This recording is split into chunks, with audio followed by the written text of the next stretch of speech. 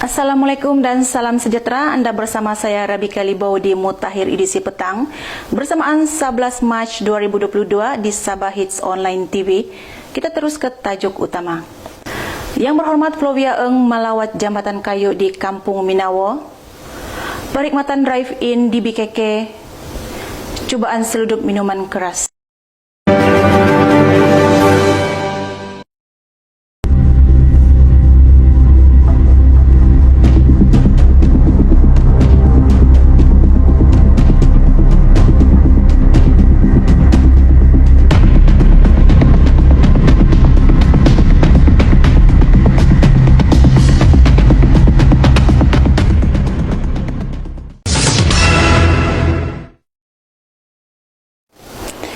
Pada 9 Mac 2022 lalu, Yang berhormat Datuk Seri Panglima Dr. Jeffrey G. Kitingan menghadiri sidang parlimen di Kuala Lumpur. Beliau berkesempatan membuat kunjungan kehormat kepada Yang Amat Berhormat Perdana Menteri Malaysia di pejabatnya sebelum membuat sidang khas di media pada petang itu. Semoga pertemuan ringkas tersebut membawa manfaat kepada daerah Kiningau dan Sabah amnya.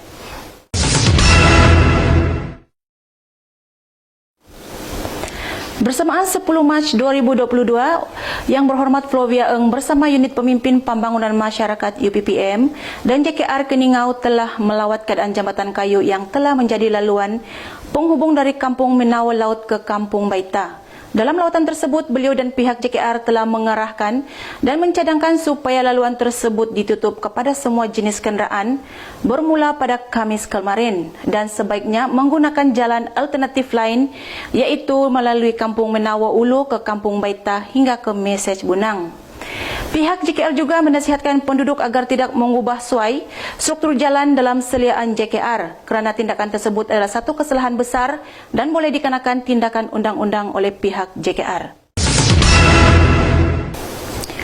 Berita baik untuk warga Bandaraya Kota Kinabalu, bermula 11 Mac 2022, perkhidmatan drive-in di BKK memberikan kemudahan perkhidmatan kaunter kepada pelanggan di BKK, terutamanya golongan orang kurang upaya, warga emas dan wanita mengandung tanpa perlu turun daripada kenderaan mereka. Datuk Bandar Kota Kinabalu, Datuk Nuraliza Awang Alip berkata, orang awam dialu-alukan untuk menggunakan perkhidmatan drive-in di BKK bermula hari ini. Wujudnya perkhidmatan ini adalah cara di BKK dalam menyokong aspirasi kerajaan negeri untuk mentransformasi tabir urus dalam meningkatkan ketulusan dan keberkesanan perkhidmatan awam, katanya dalam sidang media kemarin. Menurutnya, perkhidmatan drive-in di BKK beroperasi dari jam 8 pagi hingga 2 petang pada setiap Isnin hingga Jumaat kecuali cuti umum.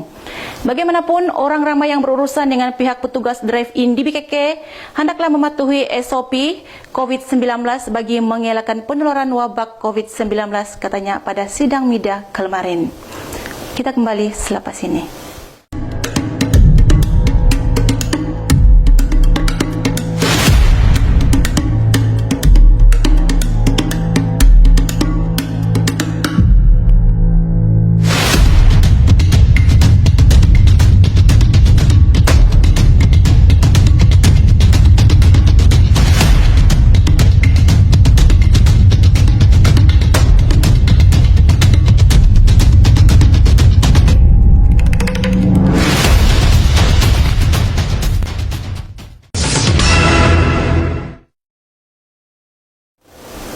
Bertemu kembali.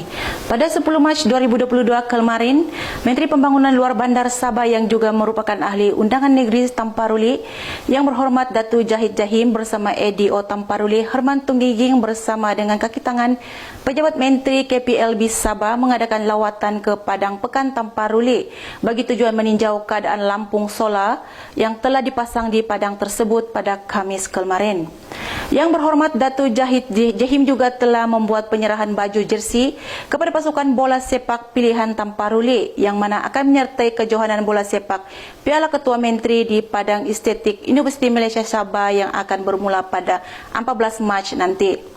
Dalam pada itu, beliau juga turut memberikan kata-kata semangat kepada semua pemain tersebut yang mewakili daerah kecil Tamparuli. Semoga berjaya, kita ucapkan. Di kopi ini so-called healthy-licious coffee, kita nak berubah daripada kopi yang tak sihat kepada kopi sihat. Ianya diadum menggunakan ramuan ubi merah, red beet. Saya rasa pengguna hari ini bijak, mereka boleh google apa itu red beet atau ubi beet merah yang khasiatnya diakui oleh masyarakat dunia, oleh pakar-pakar seperti pakar jantung dan sebagainya. So maka Big Coffee diadum sebegitu rupa dengan 40 gram satu sachet, dengan aura kopinya, rasanya yang setakat ini ramai meramalkan Big Coffee boleh menjadi kopi Malaysia bertaraf dunia. Big Coffee, terasa nikmatnya.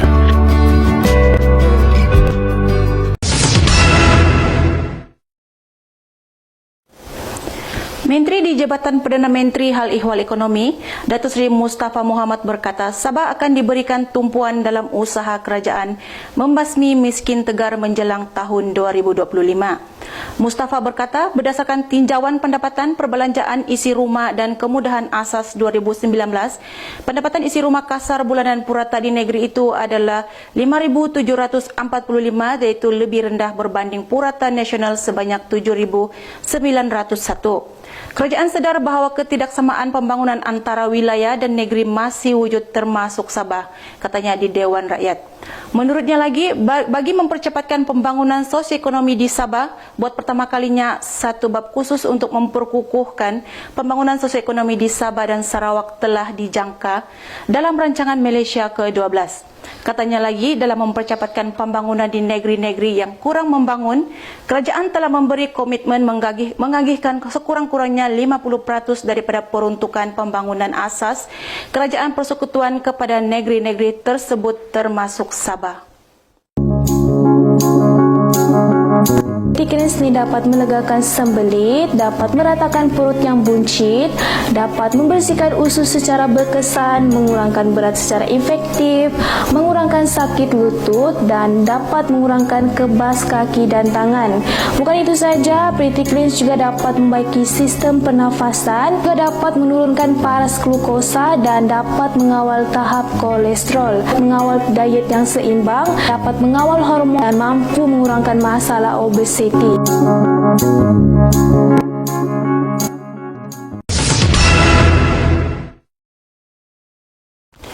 Pemantauan pasukan polis Marine PPM berjaya patahkan satu lagi cubaan seludup minuman keras di kawasan Laut Mempakul pada Khamis lalu.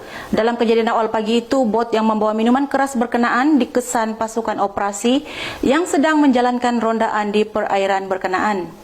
Pegawai pemerintah Markas Operasi PPM Labuan, Asisten Superintendent Saidul Maruf Rosli berkata, sebaik dikesan, pasukan operasi terus mengarahkan bot berkenaan berhenti untuk pemeriksaan. Suspek melarikan diri di kawasan Payabakau berhampiran dan gagal dikesan. Pemeriksaan terhadap bot berkenaan mendapati membawa muatan minuman keras dipercayai belum bercukai dan diseludup dari wilayah Persekutuan Labuan. Nilai rampasan keseluruhan termasuk cukai dianggarkan berjumlah 36,605 dan 63 sen berdasarkan harga pasaran semasa. Kes disiasat mengikut Akta Kastam 1967, katanya. Berita itu tadi mengakhiri Mutakhir edisi petang hari ini. Sekian sahaja berita untuk hari ini. Saya Rebecca Libau, Sabah Hits Online TV. Assalamualaikum dan jumpa lagi.